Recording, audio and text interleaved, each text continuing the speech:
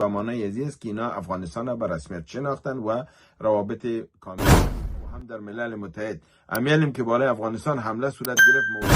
ما برای کابل آب نوشیدنی را ذخایر چیز واضح گپ است که تشنج بین افغانستان و پاکستان زیاد میسازه، اما در صورتی که همکاری نظامی هندوستان و کشورهای دیگه صورت بگیره پاکستان باز او اقدام هم دیگه کردن نمیتونه. اگه تایریش زده شود دیگه تایریش نمیه، اگه میزایل زد و میزایل جواب داده شود باز دیگه میزایل هم نمیزنه و از زمین زورش نمیکشه. با شما معلوم است که در قندهار هم شکست خورد و در برمل و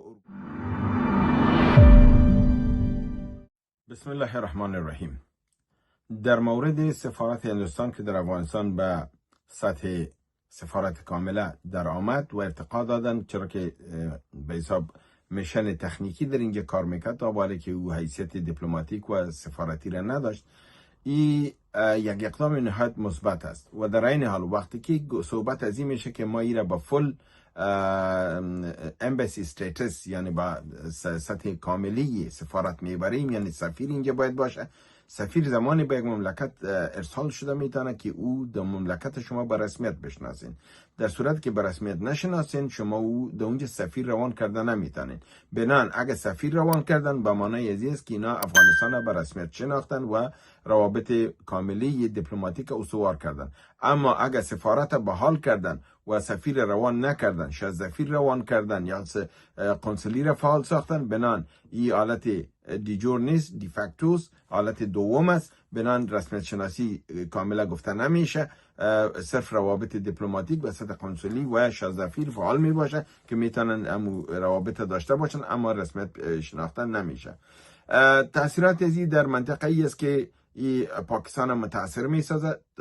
به شما معلوم است که اونو از این خوشش نمیه، اما برای امارت اسلامی بسیار تاثیر مثبت داره. چرا که شما صحبت‌های ما را همیشه در طول 2 سال گذشته شنیده باشین، من بارها میگفتم که زمانی که هندوستان با شما روابط استوار کنه کشورهای دیگر را با آسانی هندوستان قناعت داده میتونه و بعد هندوستان را تعقیب میکنن و بر اساس از او با شما روابط استوار میکنن.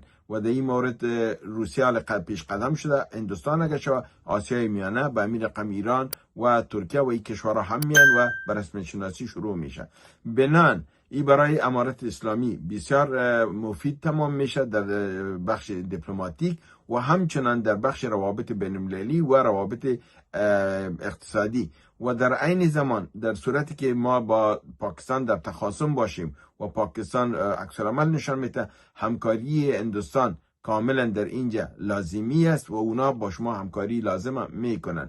بنان آمدن هندوستان و در اینجا اثبات کردن سفارتشان یک قدم نهایت مثبت است. تاثیر در تمام مسائل بین المللی داره، تاثیر در روابط جهانی داره، چرا که هندوستان هم با روسیه روابط نهایت حسنه داره و با امریکا و دیگه است که دیپلماسیشان قوی است، میتونن در حق شما صحبت کنن هم در اینجا هم با امریکا و هم در ملل متحد. امیالیم که بالای افغانستان حمله صورت گرفت موضوع را باید در شورای امنیت برده میشد.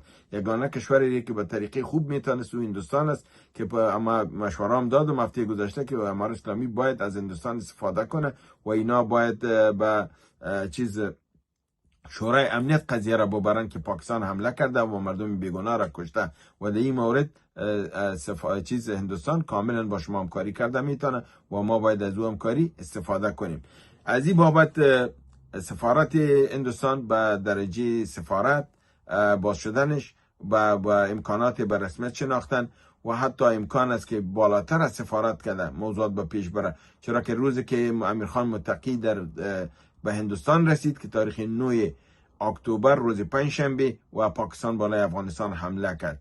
دیگه از این بابت به شما معلوم میشه که موضوع بسیار جدی و مهم هم است و در این حال وقتی که اینا در اونجا در حالت صحبت بودن و پاکستان حمله کرد صحبت ها شکل خود تغییر داد. یعنی موضوعی را به رسمیت شناختن خب بگذارین که خود 100% امکان داره که به رسمیت شناختن صورت بگیره.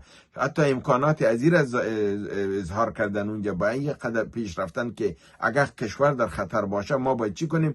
هندوستان بر شنافر کرد که نه تنها که لحاظ نظامی با شما استفاده میشیم، لحاظ امنیتی و قرارداد امنیتی با افغانستان استفاده میشیم. این به معنای ازی است که نه تنها بر رسمیت شناختن صورت گرفته میتونه، ممکن که قرارداد امنیتی در بین صورت بگیره، اونا بر شما میزایل بده، راکت بده، طیاره بده و شما را تمویل کنه و امیالیم که کدام میزایلی را که بالا تست کردن که 400 کیلومتر چیز میزایل داره امارات اسلامی.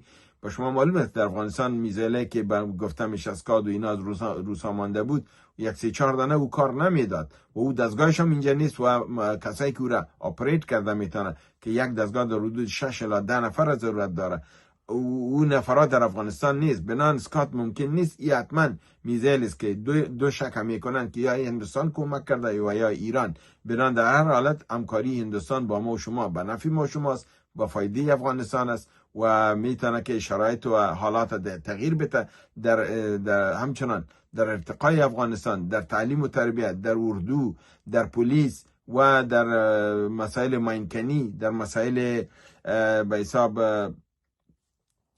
پروژه های آب که وعدام دادن که ما برای کابل آب نوشیدنی را ذخایرش چیز میکنیم و همکاری میکنیم. بنان هندوستان همکاری و این چیز واضح گپ است که تشنج بین افغانستان و پاکستان زیاد میسازه، اما در صورتی که همکاری نظامی هندوستان و کشورهای دیگه صورت بگیره، پاکستان باز او اقدام هم دیگه کردن نمیتونه. اگه تایریش زده شود دیگه تایریش نمیه، اگه میزایل زد و میزایل جواب داده شود باز دیگه میزایل هم نمیزنه و زمین زورش نمیکشه. با شما معلوم است که در قندهار هم شکست خورد و در برمل و ارگون هم شکست خورد و در کنر هم شکست خورد. از این بابت افغان‌ها در جنگ زمینی دست بالا دارن و پاکستانی توانایی را نداره و انشالله به کامیابی و برتری در حق ملت افغانستان است و خواهد بود.